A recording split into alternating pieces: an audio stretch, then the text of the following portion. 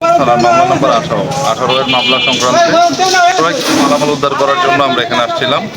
আমরা আমাদের মামলার তদন্তে সন্দিগ্ধ 2 জন আসামিকে গ্রেফতার করি। তাদের দেওয়া তথ্যের ভিত্তিতে এই জায়গা থেকে আমরা প্রায় 13 টনের মতো রড জব্দ করি এবং আমাদের তদন্ত চলমান আছে। পরবর্তী তদন্তের ভিত্তিতে বাকি ব্যবস্থা নেওয়া হবে।